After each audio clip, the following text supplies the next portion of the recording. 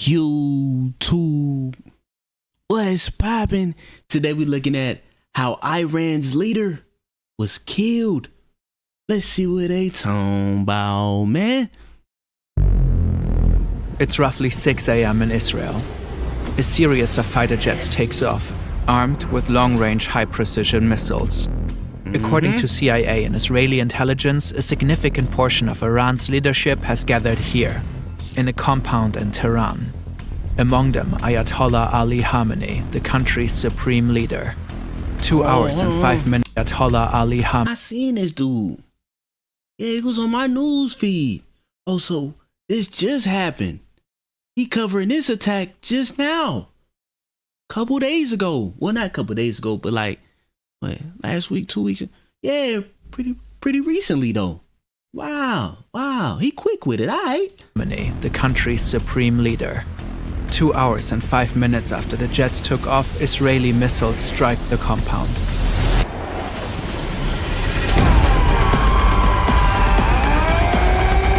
This is how the Israeli and US attacks on Iran unfolded, how the country's leader was killed, and what has happened since.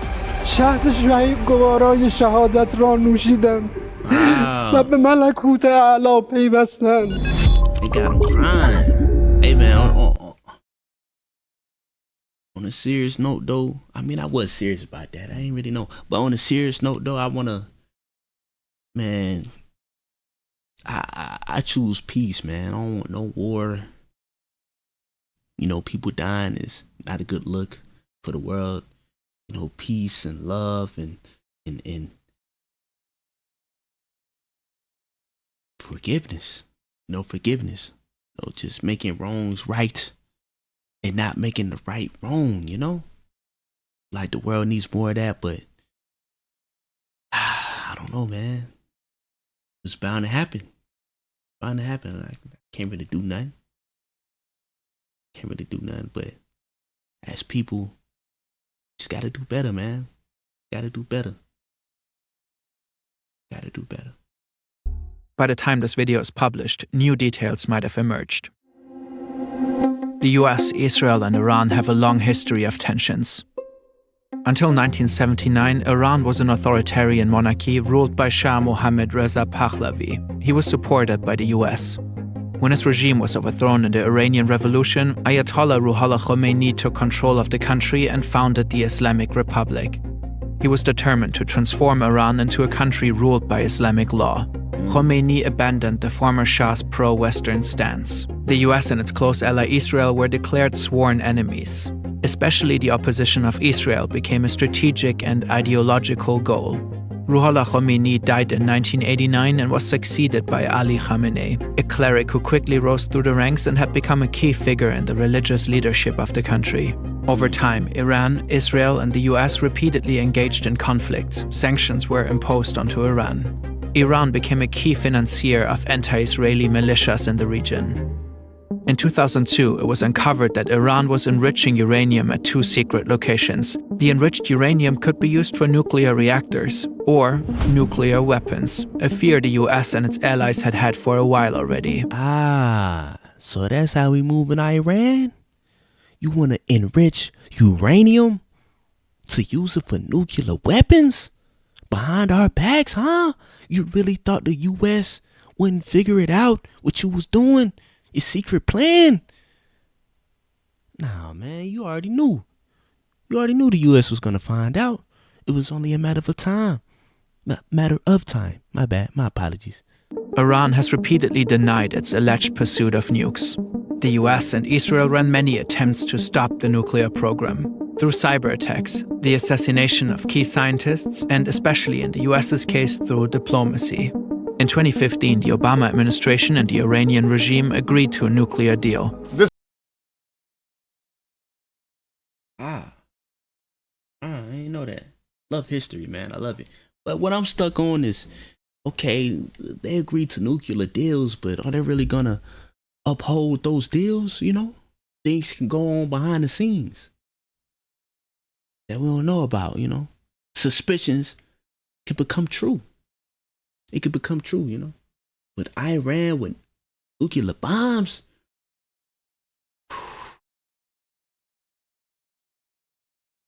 I don't know. I see why the U.S. tried to stop it. You know, like I said, man, I just pray for peace, man. I really do pray for peace. I don't like seeing war on my timeline. I don't like seeing all that. Hey, man, the big dogs, they gotta holler. This is a good day because once again we're seeing what's possible with strong American diplomacy.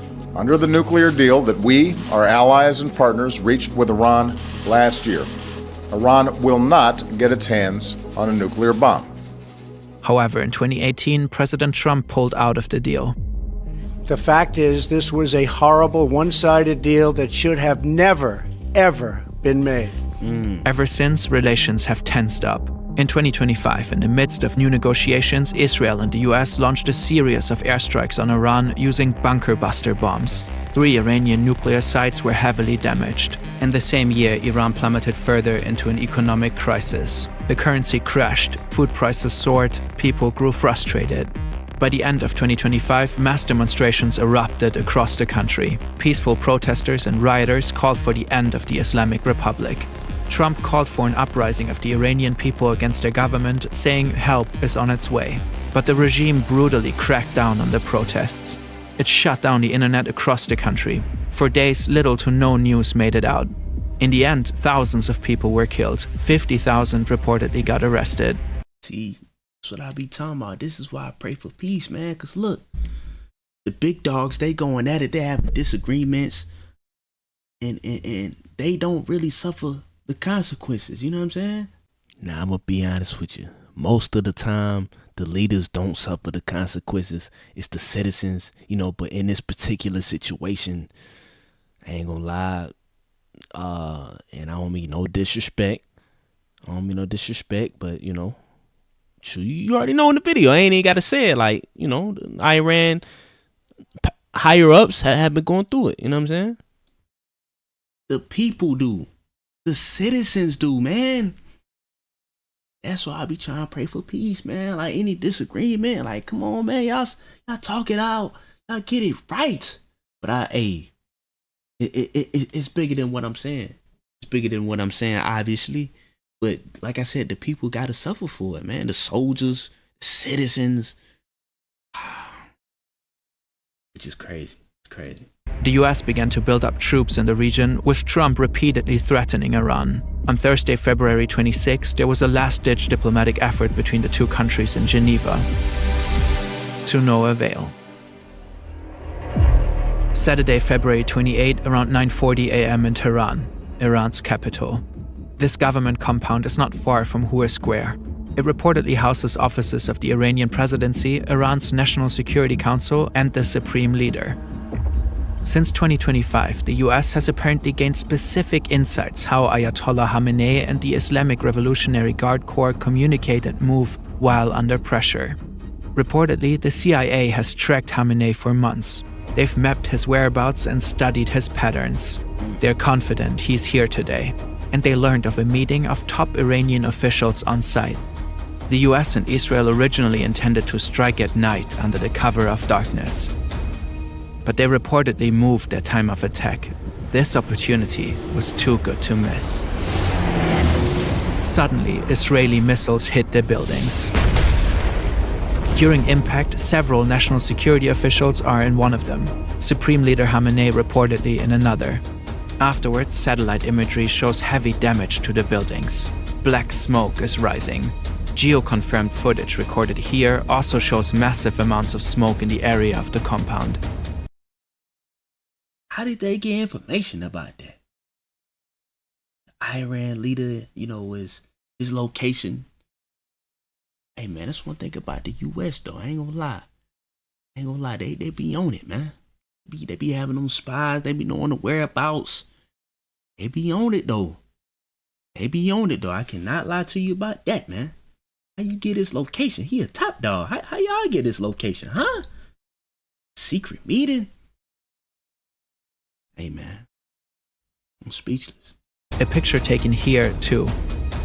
Ali Hosseini Khamenei died in the attack. Also killed Sayyid Abdurrahim Mousavi, chief of staff of Iran's armed forces. Ali Shamkhani, head of the National Defense Council, Muhammad Pakpour, commander-in-chief of the IRGC, Aziz Nazerzadeh, defense minister. According to Israeli news, a total of 30 senior Iranian officials were killed in just half a minute in the opening strike. Half a minute? The operation was dubbed Roaring Lion in Israel and Epic Fury in the US. It has been planned for months. Masoud Pezeshkian, president of Iran, however, survived. Ali Larijani, secretary of the Supreme National Security Council, vowed Iran would fight back and assured continuity of governance. The strike on the government compound was just one part of the operation. Afterwards, Israel reportedly take out Iran's air defenses, especially around Tehran. In a third wave, Israel deploys roughly 200 fighter jets, bringing much of its air force into Iran. The goal is reportedly to destroy as many Iranian missiles as possible, as fast as possible. The US reportedly joins in about 30 minutes after the attack on Iran's leadership. According to the New York Times, their attacks focus primarily on targets in eastern Iran, far away from Israel. They also attacked the Iranian fleet. Reportedly, US warships fire Tomahawk cruise missiles at Iranian targets. American ground forces use artillery rocket systems. Several military and command centers in Tehran are hit by Israeli airstrikes. Further explosions are reported in Iranian cities across the country. Trump releases a video officially announcing the military operation and urges the Iranian people to take over their government. When we are finished, take over your government. It will be yours to take. Netanyahu later does the same. נבטיח את נצח ישראל.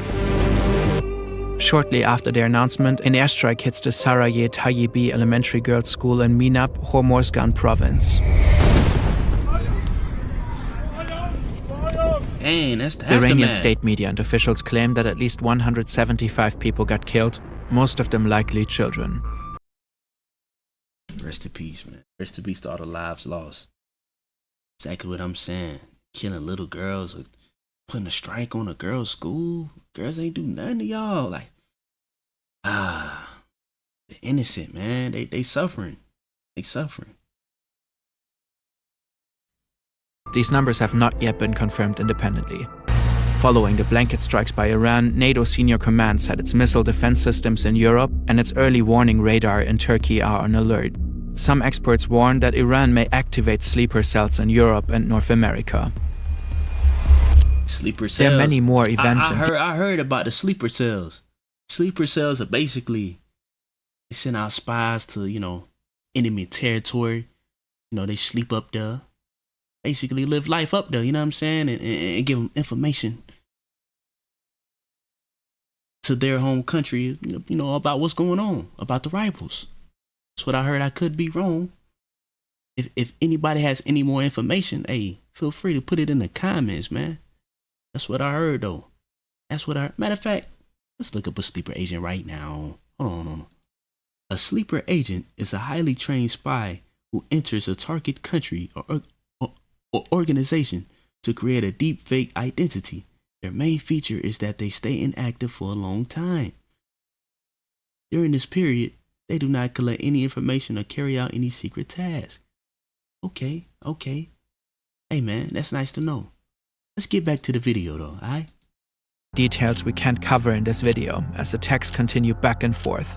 So let's zoom out a bit. The US's involvement in the attacks is controversial. On Truth Social, Trump said this: Our objective is to defend the American people by eliminating imminent threats from the Iranian regime. Its menacing activities directly endanger the United States, our troops, our bases overseas, and our allies throughout the world. It's an argument for a war of necessity. An attack was looming across the sea, so the US had to strike preemptively. But it's unclear how Iran's activities directly endangered the United States. Iran was apparently years away from obtaining a nuclear weapon, according to the US's own intelligence. The country's ballistic missile arsenal is estimated to reach no more than 3,000 kilometers, a threat to neighboring countries, but not to the US. Iran might have been attacked because it was in a uniquely weak position, as a type of preventive measure. This might make this a war of choice, not one of necessity. These preventive wars are often condemned internationally, not only because they're optional, because if every nation went out to strike adversaries who they thought were temporarily weak, we would live in a world of constant war.